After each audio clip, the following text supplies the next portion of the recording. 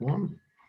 Welcome back to another episode of the Goonery. It's our first one since I proclaimed that Ryan Pace would not fuck up the Chicago Bears draft. I am still riding that high from a few weeks back. Brandon, I know you're excited. Seth, Colts fan, obviously, but we're happy that we can bring you into our Bears fandom a little bit with Justin Fields, with you being an Ohio State guy. Brandon, I just want to get your thoughts right out of the gate. I am still on cloud nine from getting Justin Fields. Like, don't get me wrong. Like, it's amazing to me how, from being a Bears fan for how long as I've been and seeing how, I want to say they messed up the draft like for year in, year out. Like, I don't think people stretch it in that regard, but there was something special about this pick. And what's special is the fact that Justin Fields, who is arguably the second best quarterback in the draft class, he dropped and the Bears picked him up. And not only that, you get the guy that you were going to target at 20 in the second round. Like, as a Bears fan, you're just like, okay, there may be something different about what is happening now, and this could carry into the season. And I must say, as a Bears fan and as somebody that was against you when I thought that Ryan Pace was going to mess up the draft some way, somehow. And when you look at the trade that they made for Justin Fields, and it was a trade that favored us in the long run. It didn't gut our draft. It didn't gut this year's draft or next year's draft. And I think that was the most beautiful thing about it. Regardless of him being a Ohio State quarterback, I'll put that to the side. And when I saw draft night, I tweet out the picture of Vince McMahon and Stone Cold Steve Austin shaking heads because that's literally how it's going to be. I said I'll learn to love you, and that's exactly how it's going to be. I am excited for Justin Fields, and I'm not going to buy this whole Andy Dalton's the starting quarterback. I'm going to tell you this right now. If Justin Fields learns the playbook within the first couple of weeks of training camp, he will be the week one starter. I agree with you on that statement about him being the week one starter. And I think that was all but confirmed today when the Bears were announced that they are playing week one Sunday night football in LA against the Rams. Bears still can't seem to escape Matt Stafford, but I just think now that you really think that Matt Nagy's going to want to trot out Andy Dalton and have people coming for his ass playing against the Rams? No, I don't think so. And not that the Bears' offensive line isn't improved, quarterback is still going to be running for his life with that Rams defensive line, and I think that plays to Fields' advantage, and I think that's something they will definitely consider going into Week One. And I must say, just it's one of those drafts where you look at like the previous years and you're just like, okay, the Bears have to address this and that and this round and that round. And literally in every single round, he addressed the need. And it wasn't one of those things where, you know, and the defense has been good for the past couple of years, and they took a defensive player like they did for Travis Gibson last season. I thought that was a waste of a pick. He could still turn out to be good, but that still was a play that we needed. They addressed every need in the draft, regardless if it was a late round pick, because anything could happen. A late round pick could turn into gold, and I think we saw that with Eddie Jackson. We saw that with Tariq Cohen to a certain extent. There's certain guys that can turn out to be serviceable players on the roster. So I I can't sit here and just say like I don't like the Bears did this with the draft. I like that with the draft. They had, in my opinion, a perfect draft.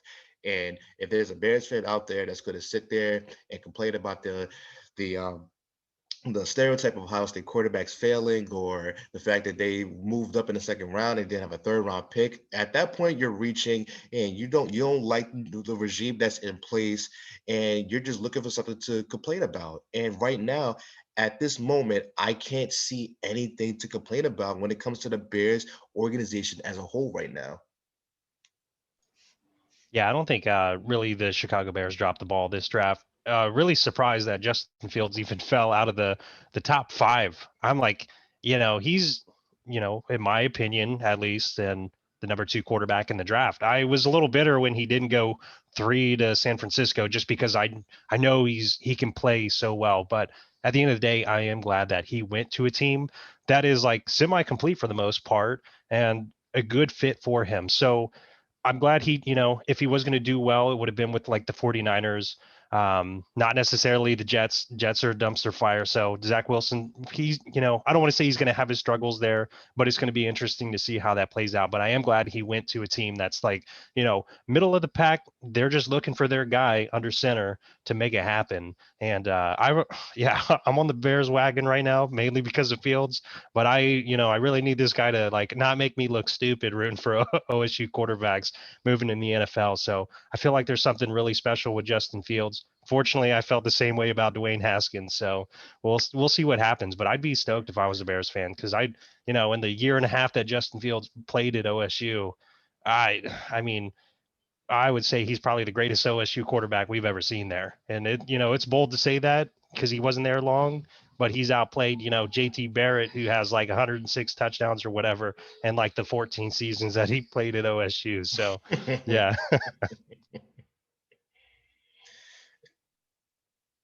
Yeah, and the thing with Fields too, I mean, I haven't heard anyone really say anything negative about him. And my favorite thing about the trade though has been the media reaction because any move that the Bears have seemingly made since 2017, since trading up to draft Mitch Trubisky, has been that Ryan Pace is horrible at his job. They've overpaid for this person, they've overpaid for that person. But there was not a single person in the media saying that the Bears made the wrong move. And if Justin Fields somehow does flame out and doesn't work out with the Bears, I don't see this coming back to bite the Bears in the ass because everyone saw it as the right move at the time, and they couldn't have made a better move. I'm excited for it, but other than that, very happy with the Bears with their draft. Seth, I'm sure you're happy with your Colts beefing up the first line with they're not the first line, defensive line with their first round pick with the Michigan man. But do you guys have any draft picks particularly that you think are kind of just not going to work out from the first round? So like outside Indy, I don't know. I can't really say like I have the draft board pulled up right now.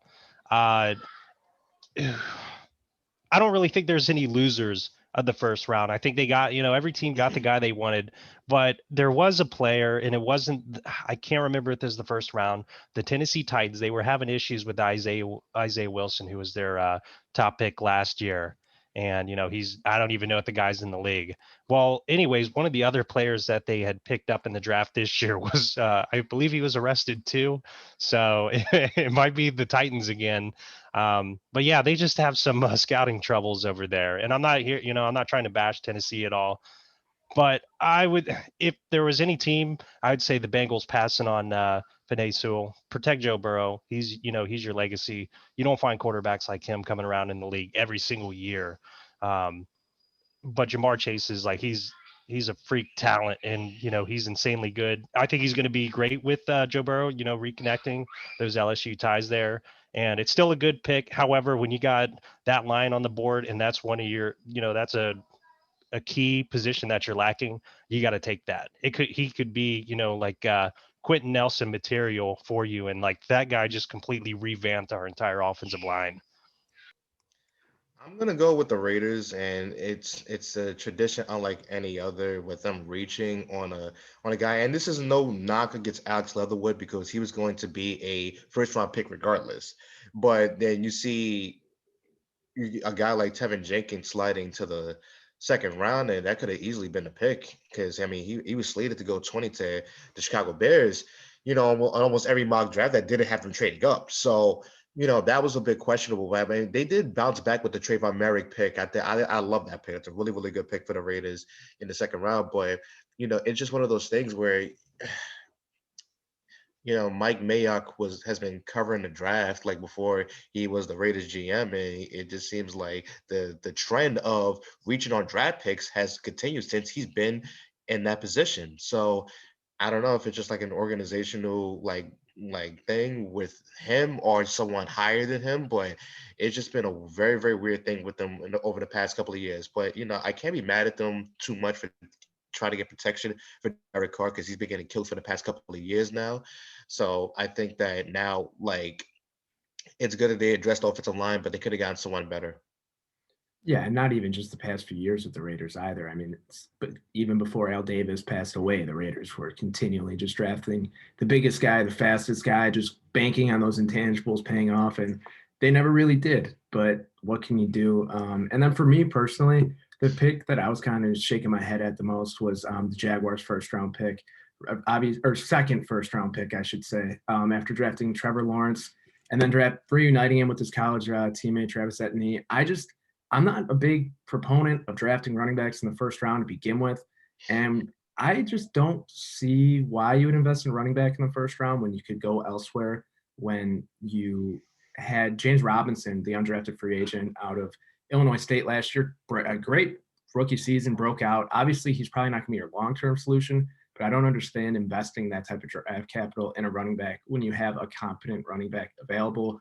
Honestly, running backs are, I'm not going to say a dime a dozen at this point in the NFL, but you can find a pretty good running back pretty easily. It's one of the easier positions to find someone.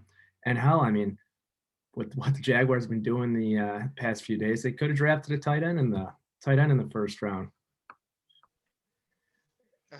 Oh, I'm gonna talk about that later. I just know I'm fed up. I'm fed up, but I'm gonna keep that energy for later on in the show.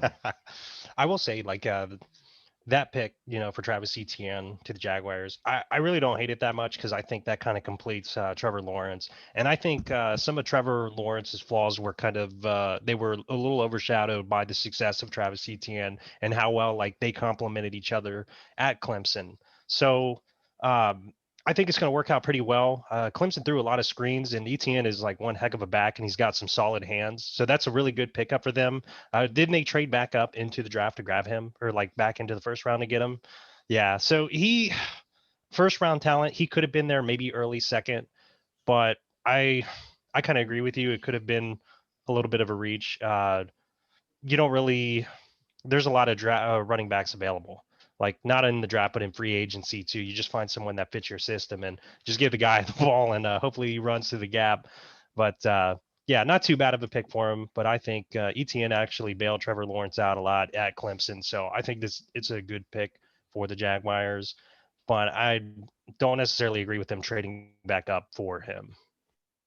If y'all don't mind, I like to call audible with this whole draft situation because there's something else that happened on draft day other than the draft, and that was Aaron Rodgers stating that he didn't want to play with the Packers anymore. I just want to get your thoughts on that.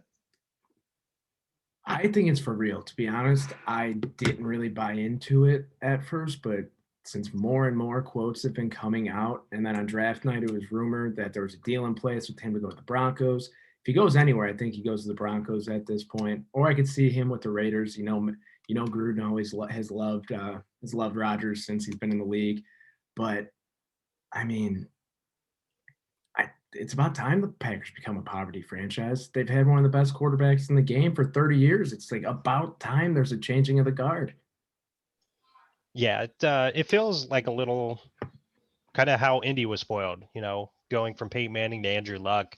Green Bay was spoiled that way too. And to have a quarterback as good as Aaron Rodgers, I would, I was even thinking, I'm like, I know we just got Wentz, but he got Aaron Rodgers just won MVP. He's still a stud and he can still play. My only thing is if he doesn't go, like, who wants to mortgage their entire future for 3 to 4 years left of what he has? They're going to have to give up multiple first round picks. Green Bay said they're still not interested. Does he just retire because he doesn't want to play there, or does he still want to play somewhere else? So it's going to be, it'll be interesting to see who wants to give up all that. So like, where did the Broncos really stand? So they were picking 10 right in the draft. Their defense isn't that terrible. They're still lacking the quarterback play. They have is it Cortland Sutton, who's like a freak Mm-hmm. wide receiver. That guy's insane. I like that pair that could possibly happen, and that could definitely play out. He's not going to go to anywhere in the NFC if they're going to trade him for obvious reasons. So is Jordan Love the answer? I guess we're going to find out because I think Chris Ballard was throwing smoke screens, when they drafted him. They heard noise of the Colts interested in Jordan Love. I'm so glad we didn't take him. Guy threw 17 touchdowns, 16 picks his last year where he's playing. No, I'm not interested in him. So I was just thinking like obviously the Broncos are the best situation for Aaron Rodgers. when you have Javante Williams, who they just drafted. You have Jerry Judy, Cortland Sutton, KJ Hamler, Tim Patrick. They have a like an embarrassment of riches, only for Drew Lock to be throwing the ball, which is no knock against him. He's just not the guy, at least in my opinion. But if you really think about it, over the past couple of years, how the Broncos have well, since Peyton Manning retired, actually, like how they have addressed the quarterback situation and how they just been like pretty conservative in that regard, you would think like maybe if the Broncos have been stupid enough to not address their quarterback situation, they'll probably be stupid enough to mortgage their future on a guy that's probably going to give you 3 to 4 years. And also, by the way, he is injury prone too. Let's not forget that. So while he is the best fit for the Broncos, I do believe like there is some risk involved there. I think a lot of people are not going to think about that because this guy who just won the MVP, he came off a couple of questionable calls from going to the Super Bowl, and that stuff is legit. But at the end of the day, like there is some risk with getting Aaron Rodgers at this point of his career. No, I couldn't agree with you more on that sentiment. People do tend to forget that he's always missing it. I feel like at least 2 games a year. One, not missing a game or two a year. I feel like just always constantly roughed up, whether it's his collarbone that he's had issues with for years. His ribs are always getting banked up. I feel like he has bad ankle too. But I really don't see him returning back to Green Bay, to be completely honest. People forget how stubborn of an asshole Aaron Rodgers is. He doesn't speak to his family. If you don't think that he has a problem not playing football for the Green Bay Packers anymore, there's really no redeeming qualities in Green Bay to begin with. And you think his new fiance wants to be living in Green Bay? No, I don't think so. I don't think so. So I would not be surprised if he is elsewhere to start the season and we see Jordan Love starting at quarterback far earlier than anticipated for the Packers. But one other thing I kind of want to note, people have been complaining about how Packers have never given Rodgers help, which they haven't. They really haven't, let's be honest. They've never drafted a wide receiver in the first round, and every year Rodgers has been in Green Bay. They haven't addressed his offensive weapon needs, I guess you could say. But interesting stat I saw, Tom Brady never had a wide receiver drafted in the first round either. So it's you make the best of your situation. Rodgers has a great receiver in Devontae Adams, a great running game, and Aaron Jones, and he's still unhappy. I mean, I understand why. And the Packers could have avoided this all if they just committed Aaron Rodgers last year and said that he is still the quarterback moving forward that they're looking to build around. It's interesting you bring that up because for guys like Tom Brady, Peyton Manning, or anyone who's been elite over the past couple of years, Drew Brees as well, they've had, a Randy Moss. They've had I'm drawing a blank. They've had a Marvin Harrison. They've had a Reggie Wayne. They had wide receivers that are big names. And, the only really big name that they had was Devontae Adams outside of Jordy Nelson, who flamed out after a couple of years. So I get it in that regard that they like fans would just like to see him with a big name elite wide receiver that was not born in the Green Bay factory, I guess you could say. Because not for nothing, Devontae Adams is a legitimate number one wide receiver. And it kind of feels as though when things like this come up, he's not getting treated as such. So I think that's the bigger question here because Devontae Adams, as a Bears fan, I can tell you that's a bad man. That's a really, really bad man. But let's not say here act like he's not. He's no. He's a legitimate number one receiver, and no one treats him as such because he doesn't. He's not a guy who's going to celebrate. He's not a guy who's going to demand the ball like a lot of these receivers. So I get why he's upset because you will want an embarrassment of riches like Tom Brady has in Tampa Bay, but at the end of the day, you make those guys that come in not really highly regarded out of college and all that other stuff. You make those guys, and once they don't perform, now it's their fault. I don't know about that. Yeah, I mean, I think Devontae Adams is undoubtedly a top 5 wide receiver in football at the moment, too. And it's also not like he was some superstar prospect coming out of college either. To be honest, I can't even tell you where he went to college off the top of my head right now, but he was always a guy who came into the league. Oh, he's athletic. He could be a good prospect moving forward. He had the year where Jordy Nelson, I'll never forget this. The year Jordy Nelson tore his ACL in the preseason, my friends and I that we've done our fantasy football league for about 10 years together now. I drafted Devontae Adams late in the draft. People were offering me crazy trades. I'm like, no, Devontae Adams, he's going to be the guy this year. And he sucked. He sucked. And I'll never forget that. And I've always had a grudge against him, but I still continue to draft him in fantasy football. Irrelevant. But it's not to say Rodgers doesn't have weapons. I'm just happy to see the Green Bay Packers in shambles, and that's it. Simple as that. It's that simple. So I think that's a good point to move forward into our Goonery of the Weeks. Brandon, I think you seem to be the most passionate about yours this week. I think you should kick us off. Let me preface what I'm going to say by saying this. Tim Tebow is a really good guy. He seems like a nice guy. He's excellent at what he does on ESPN. He seems like a really good guy. But damn it, it's time to call like it is. That man is a diva.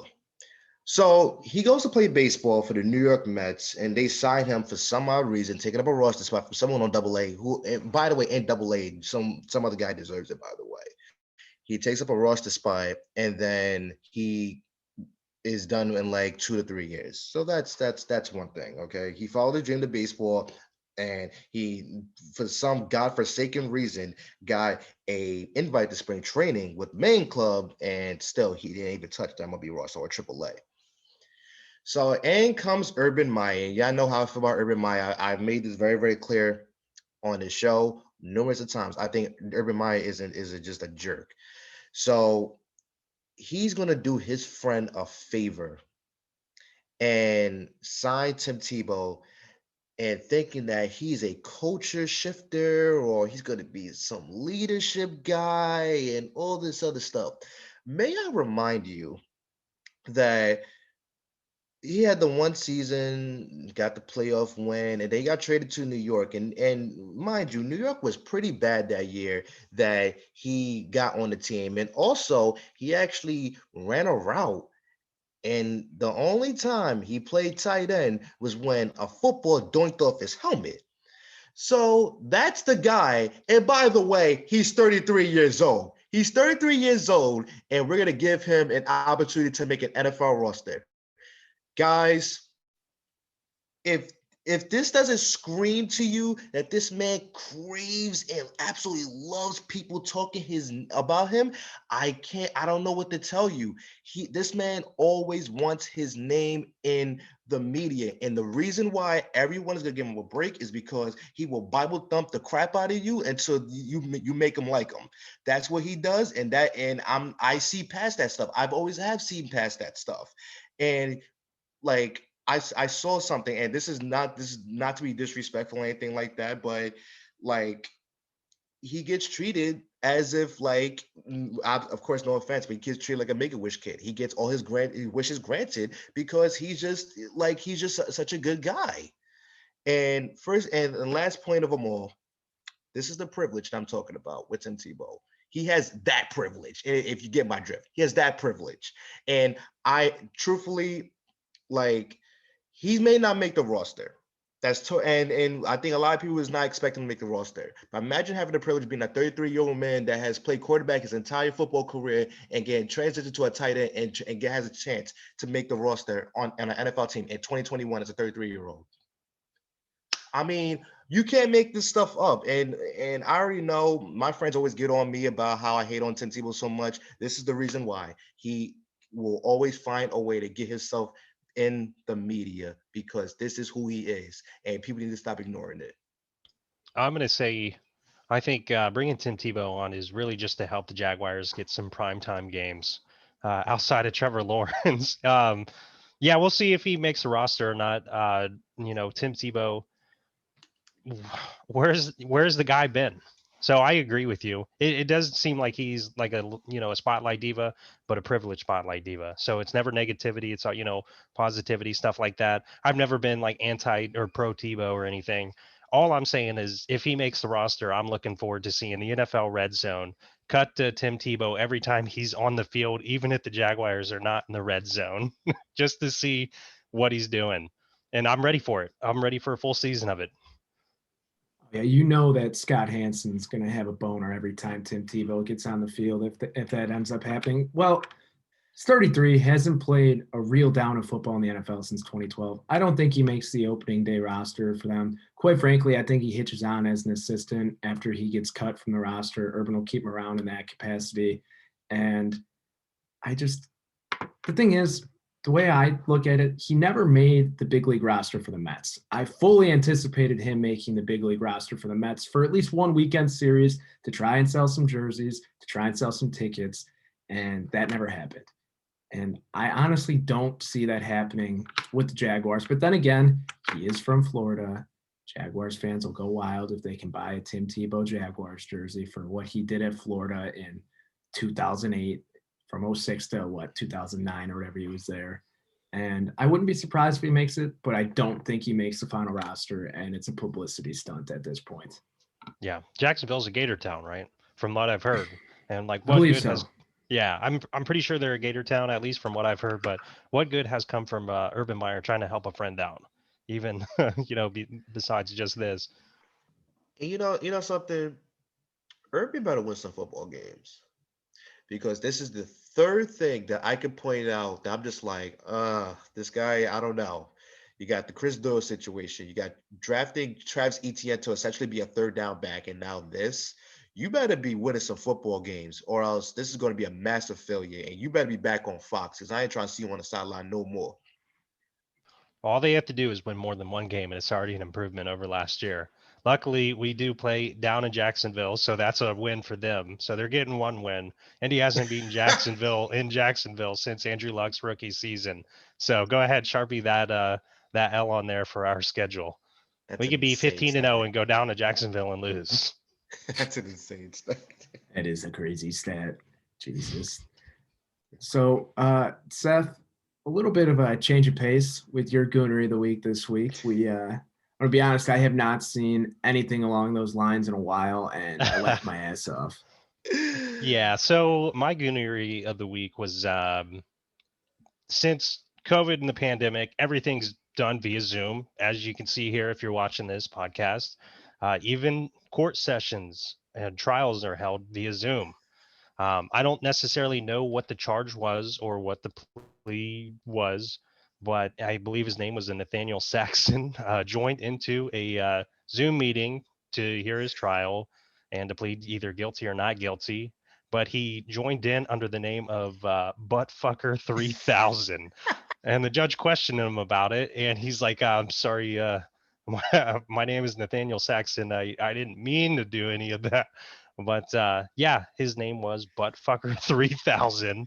And what a day to do it too. When you're going in the plead, not guilty or guilty, whatever you're doing, it's not a good move by any means. So I watched like a little bit after that too. I think it was just like a misdemeanor drug possession, whatever that drug is. It makes sense now, but I still wouldn't be wanting to throw, my life down the drain because now everyone is going to know Nathaniel Saxon is Buttfucker 3000 for the rest of his days.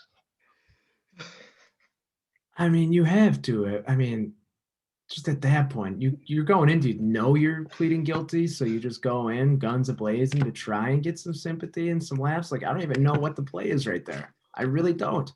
The judge is cold. He didn't even crack a smile. And I was like, oh man, it would have been even better if, I don't know, in my opinion, if the judge was cracking some laughs in there, but he didn't even budge. So the guy he's seen it all. It makes me want to go back to college and just have that as my name just to see if the professor's going to call it out. I do believe that the judge's name was Judge Middleton, and he did at one point have a YouTube channel because apparently, like court hearings, trial hearings, stuff like that are like made available to the public. But since the pandemic, no one can attend, so they just kind of put them live on YouTube. So that's how like this kind of spread like wildfire. So it'll be all over too. So you may have not really seen it around yet, but you'll see it. Oh yeah, there's Oh there's man, no that's doubt in my mind hilarious. we end up seeing that. So to finish up with Gooneries of the Week, my Goonery of the Week is the Las Vegas Raiders, still feels weird to say, are installing an 11,000 square foot nightclub with full bottle service in their stadium in the end zone, and I think that's crazy. Don't get me wrong. I mean, it's Vegas. When in Vegas, I mean, Al Davis is loving every moment of this. Let's not get this twisted. You know, he wanted to put one of those in when they were still in Oakland at the Coliseum, but there's no way to swing that. But I mean, you're just gonna have so much shit go down and spill out of that nightclub. Someone looks at someone the wrong way. Raiders fans are pretty damn rowdy to begin with. It's gonna be like just ridiculous in that end zone. So it's real quick. It's there like during games. I thought this was Yes. just like a one-time thing. No, I'm almost positive that it's during Oh the games. man, There's full bottle service available to you. And I'm talking like full on bottle service, girls with bottles with the sparklers coming out of it.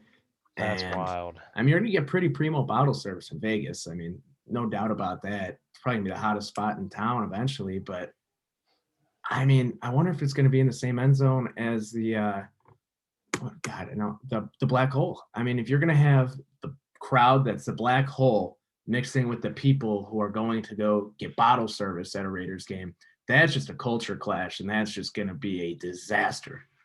Listen, man, this is Vegas we talking about. So, there's going to be people who say, let me hit the casino before the game and, just unwind a little bit.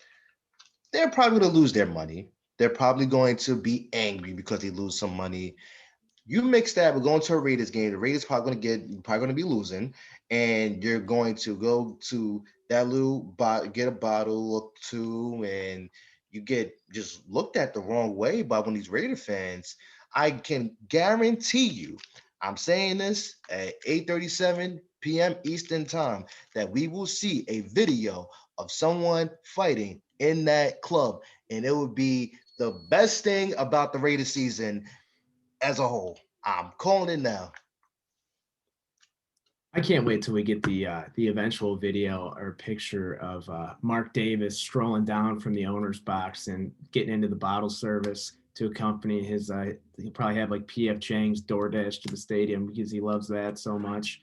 But I mean, that's the most exciting thing about the Raiders this upcoming season. You're absolutely right. And as a Bears fan, am I going to look to potentially spend money and go to Vegas and blow my savings account to go to that game this year? Potentially. I mean, that Why absolutely. not? Am I going to be getting bottle service? No, but I love the people watch on the inside of those people who are getting bottle service. I mean, you're going to have some absolute creatures. I don't know if you guys have seen the Adam Sandler movie Uncut Gems. I The still haven't one. seen it yet. I've seen So half of it. I've seen half of it.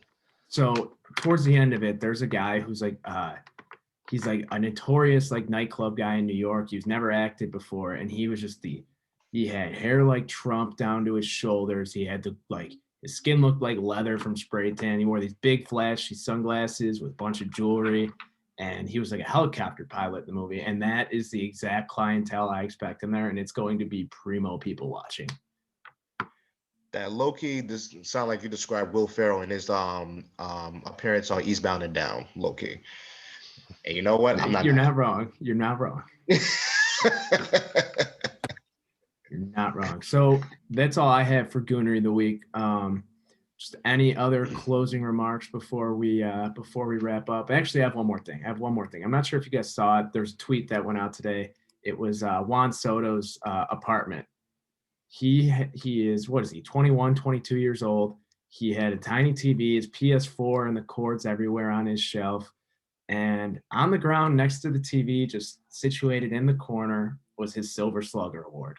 I mean, I just think that's hilarious. His apartment, making millions, looks like every other young to mid 20s man in America, and it's hilarious to me. That man's a star. And he's so easy to root for. Such a good guy. I Nationals better hold on to him and don't treat him like Bryce, because that man is a superstar waiting to happen. He's amazing. Yeah, But he's gonna be one of the faces of baseball if he's not already at this point, because he is 22 years old, 23 in October, and I mean he's just easy to root for. Bryce Harper had his detractors, still does have his detractors. I don't know a single person who dislikes Juan Soto. me either.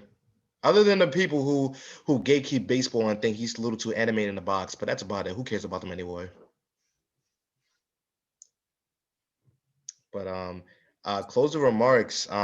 So when I was growing up, I was watching college football, really not understanding what was going on, but still like slowly I was learning. And as a young kid who was about maybe like 8, 9, 10 at the time, I would stay up and watch college football all the time, and it would last me into midnight. And when I tuned in at midnight, I was watching Hawaii for some reason, and they were ranked, and I was like, they have a good team, but not only do they have a good team, they have a wonderful quarterback.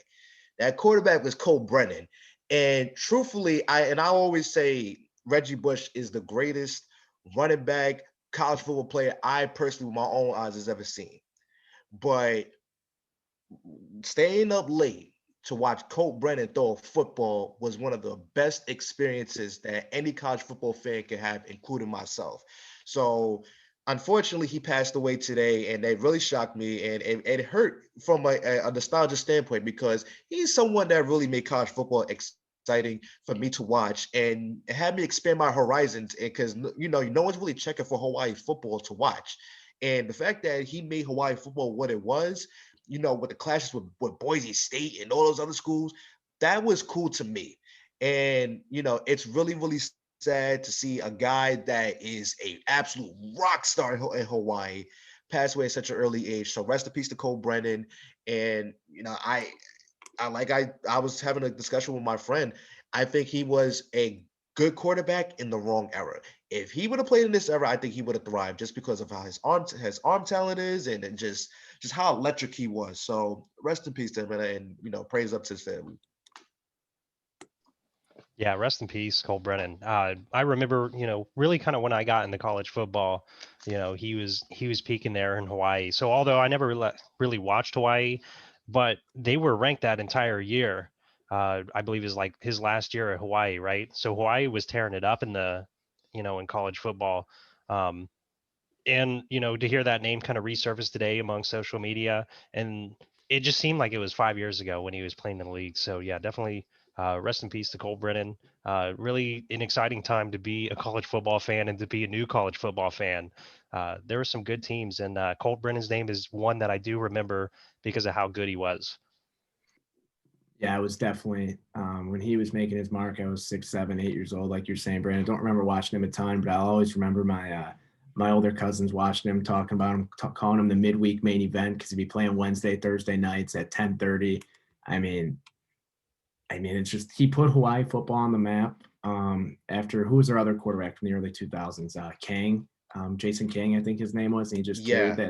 carried that torch of just having dominant Hawaii quarterbacks for the better part of a decade, and just extremely sad. I mean, anyone dying young sucks. 37, right? I believe. Yep.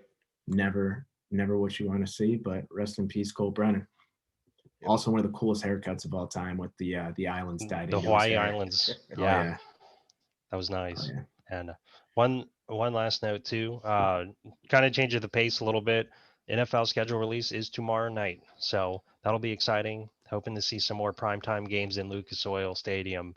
So I think the last 12 out of 14 games that Colts have had primetime, they've all been they've all been on the road. So I'm excited to see. So really want to see the Bears show out with Justin Fields, get some primetime games too. So yeah, sorry, changing the subject there. I kind of wanted to add that in before uh Brandon added that. It's hard.